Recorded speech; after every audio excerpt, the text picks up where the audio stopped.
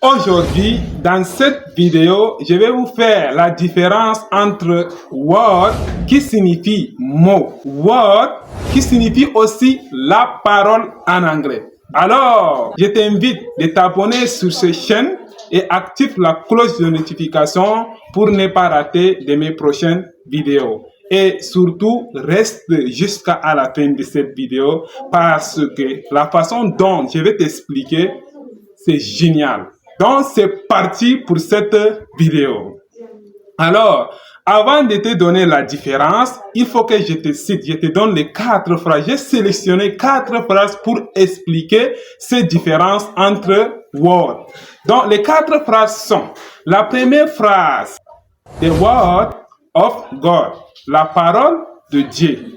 The word of God, la parole de Dieu. Ou bien de façon rapide, on dit the word of God, la parole de Dieu. Avançons pour la deuxième phrase, parce que j'ai sélectionné 4 phrases pour bien expliquer, pour que tu comprennes tout ça, n'est-ce pas? Dans la première phrase, word signifie la parole, parce que the word of God, la parole de Dieu. Tu as compris? Passons à la deuxième phrase. Je vais prendre, par exemple, the word of the day, le mot du jour. The word of the day, le mot du jour. Dans cette phrase, word signifie mot. Comprenez-moi bien. Écrivez ça quelque part. Cherchez un cahier de notes dans lequel vous notez ça. Tu ne notes pas quelque part, tu ne vas pas comprendre. Retiens, la première phrase, je te dis, the word of God, la parole de Dieu. Dans cette phrase, word signifie parole. La deuxième phrase, the word of the day. Dans cette phrase, word signifie mot. Parce que c'est the word of the day, c'est le mot du jour. Avançons à la troisième phrase. A word to the wise is enough. A word to the wise is enough. À bon entendeur, salut. A word to the wise is enough. À bon entendeur, salut. N'est-ce pas? Passons maintenant à la quatrième phrase. I give you my words. I give you my words. I give you my word. Vous avez ma parole.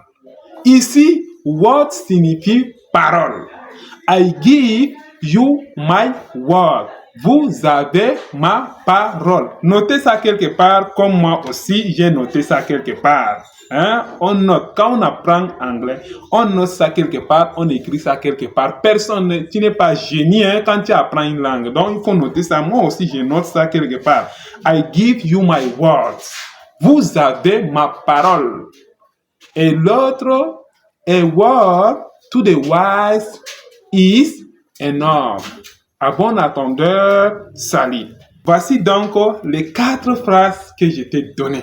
Et si j'ai choisi ces 4 phrases, je vais t'expliquer que, je vais te dire simplement que, en anglais, word signifie parole et word peut aussi signifier mot. N'est-ce pas? Donc, ne sois pas surpris lorsque tu veux faire la traduction en anglais et tu rencontres les mots comme what, qui signifie parole, et dans d'autres cas, tu rencontres que what signifie mot. Ne sois pas surpris. En anglais, les mots parfois ont plusieurs sens. What signifie parole ou what signifie mot. Avant de terminer cette vidéo, j'ai un petit exercice pour savoir ton niveau. Donc, allons-y pour cet exercice. Allons-y pour l'exercice. Commençons. Ok, ce sont des mots, ce sont des tests dans lesquels je vais essayer de tester. C'est un exercice que j'ai écrit ça quelque part. Ok, comment on dit en anglais quoi? On dit what. Comment on dit en anglais qui? On dit who. Comment on dit en anglais quel? On dit aussi what, n'est-ce pas? Donc, quoi et quel, c'est la même chose. What. Avançons. Comment on dit en anglais quand? Quand on dit en anglais when, n'est-ce pas? Quand en anglais c'est when. Comment on dit en anglais combien? Combien en anglais on dit how much, n'est-ce pas? Hein? How much, par exemple, combien ça coûte? Dis ça en commentaire. Comment on dit en anglais jamais? On dit never. Et à la fin, comment on dit en anglais pourquoi? Pourquoi en anglais on dit why? Merci d'avoir regardé la vidéo jusqu'à la fin. Il faut que tu likes cette vidéo et tu partages cette vidéo dans des groupes WhatsApp. On se dit à bientôt, une nouvelle vidéo. Merci beaucoup.